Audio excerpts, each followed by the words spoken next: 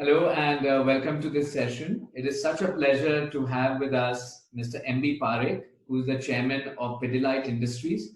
For those of you who don't know the company, this is the company behind our most favorite brand, Fevicol. Mr. Parekh, what an honor to have you with us. Thank you.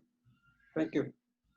You've obviously seen several ups and downs in terms of economic crisis, markets, etc.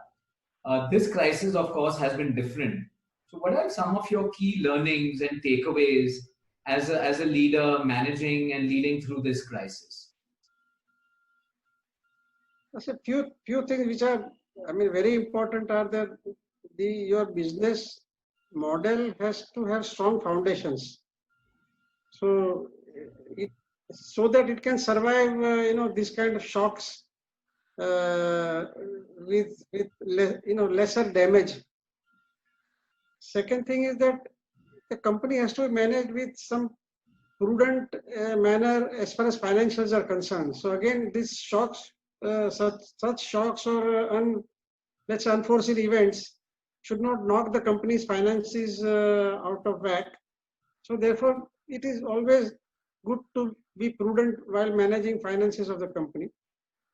And third is, of course, the employees, the culture within the company has to be such that the employees can come together and calmly and maybe with some degree of courage face adversities. So that culture is very, very important, because when adversity is there, we would greatly benefit if the employees come together and face the adversity with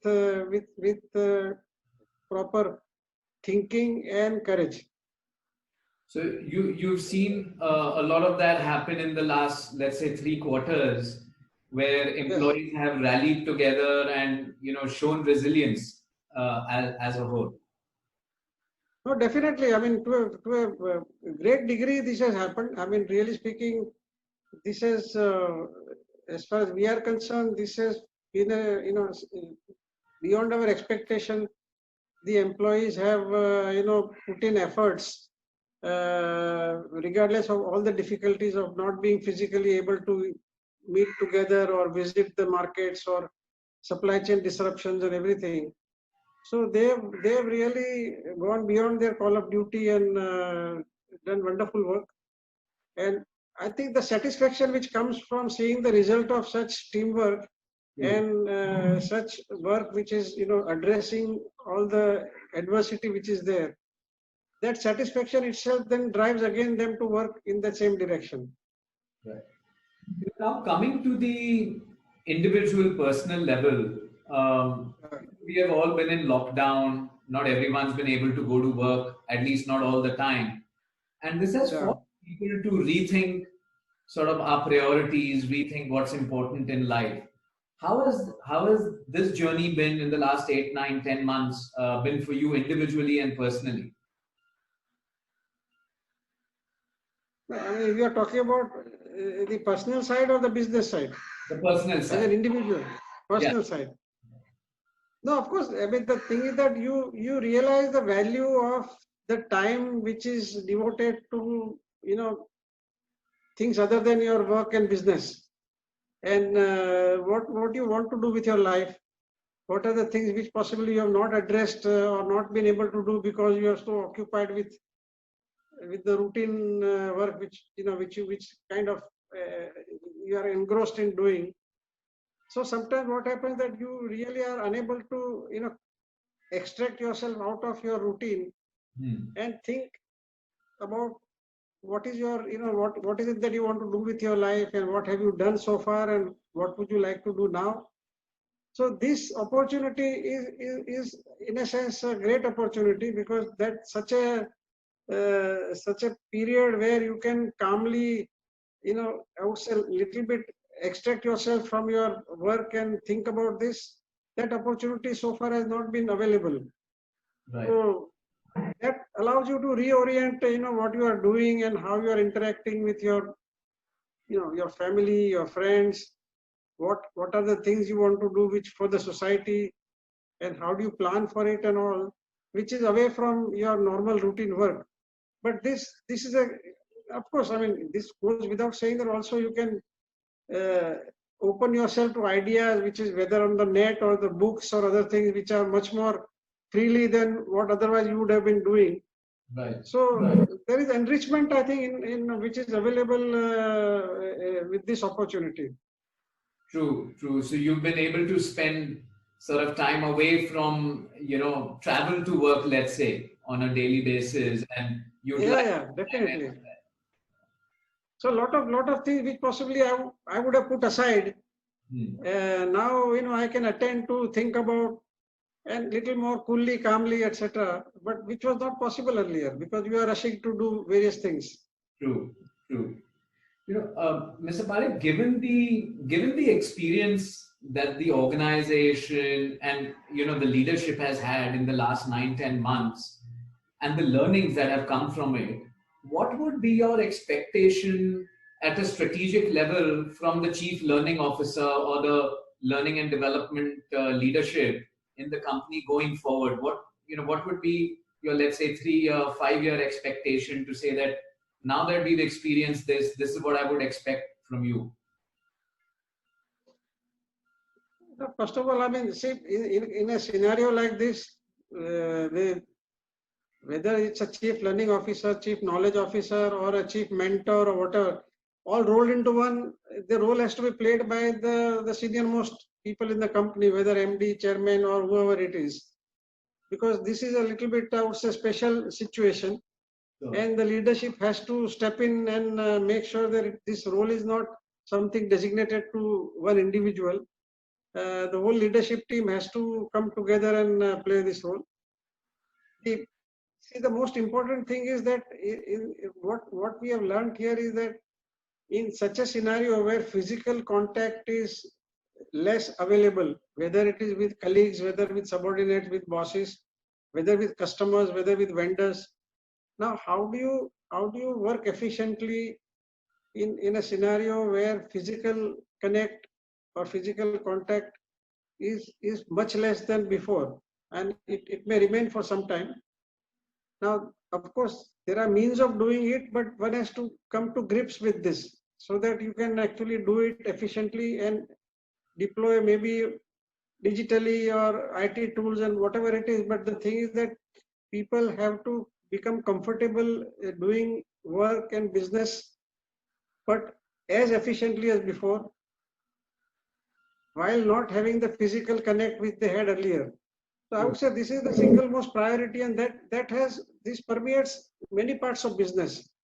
So there may be a complete change happening in how you do business while deploying analytics, digital, whatever.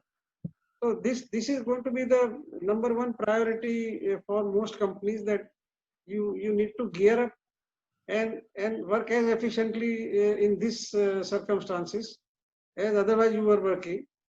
The second thing, of course, is culture. The thing is that the culture of people being able to face adversity in a manner where they can overcome, and they have the willpower and the courage and the kind of presence of mind to overcome this on a sustained basis. I mean, it's not a one-off situation. It is a whole series of things which one has to deal with and overcome. So I think that is the second most important priority which any such leadership person has. Sure. You've also had perhaps the most productive lockdown period. You as an organization and as a leader, you all have made your biggest acquisition ever during the lockdown. Right. And even in normal circumstances, an acquisition of that size is not something easy to pull off, right? And one can imagine that working remotely and pooling in resources and decision making to do that. Give us a little bit of some anecdotes and backstory on how you all managed, and how do you continue to do that process right now? So see, the first thing, of course, this is a culmination of about 2 years of work. What you are seeing is, of course, a culmination of all the efforts which are put in, which I think more or less spanning over about almost 2 years' time. Okay. And the effort is on both the sides, our side as well as the other company's side. Right. So that continued effort on both sides at different levels was preparing ground for kind of completing the deal.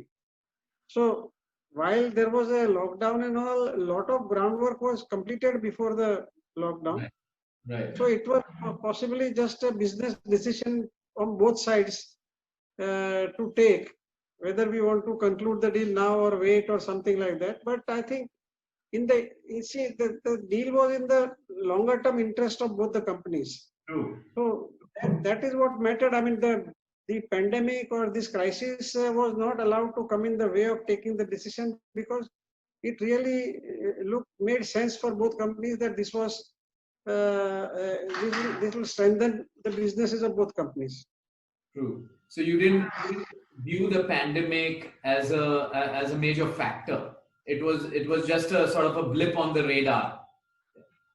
Yes, I mean, pandemic it just happened. I mean, really speaking, that would not have deterred us from doing what we wanted to do. You know, there's also been a lot of renewed focus on mental health and agility, mental fitness, and people have been now investing more time, effort, resources on their personal health and more on the mental side. Have you seen anything, more closely, for yourself and with people around or within the organization? No, I mean, see, it is common knowledge that people have undergone a kind of let's say, all kinds of mental pressures. And all kinds, meaning when I say, for example, the most I would say,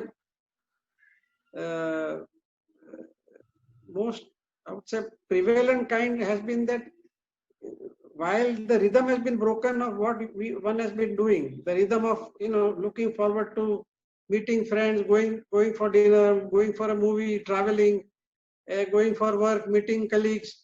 So there was something to look forward to in the next few days, next few weeks. Everything was so. We didn't realize the importance of this for mental health. Actually speaking, this keeps everybody going. In the sense that when you look forward to something, it can be whatever. I mean, it can be different things to different people. True. But you have to have something to look forward to. True. And when you take that away, then there has been a lot of, I would say, mental health issues with a lot of people, which they possibly initially didn't realize, but this was the primary reason. That really speaking, that post idleness and nothing to look forward to and things like that is a very, I would say, disturbing situation. Now, this is one kind, which is more, I would say, general situation. And of course, there are more situations with individual facing a varying degree of pressures from different angles. Whether from home front or from work front. I mean, there are people facing all kinds of difficulties and pressures because this was all unforeseen. So, to answer your question, therefore, the focus on maintaining mental health balance, how to deal with such a situation, has been of people have now recognized that such a ability to deal with this is very critical, because otherwise you can go into a direction and a lot of people have I would say who are not able to deal with this in the right manner have suffered in the sense that this is causing problem for the family, at workplace, in the home, in the houses or homes, families. So this is of critical importance, that mental strength and mental balance and ability to, I would say, productively engage with whatever is around you is very, very important. True, true. No, thank you. Those are some really, I would say, wise words, and you're almost taking us back to the basics, to the roots of how one should lead their day-to-day lives with a balanced attitude. Not chasing only sort of one direction or one aspect life. And I only wish we could all follow it easily. Okay. We all get caught in the rigmarole. But thank you so much Yeah. for joining us and being Okay. very candid about your experience of the lockdown and life in general. Thank you so much. Okay. Thank you, Kumar. Thank you for having me.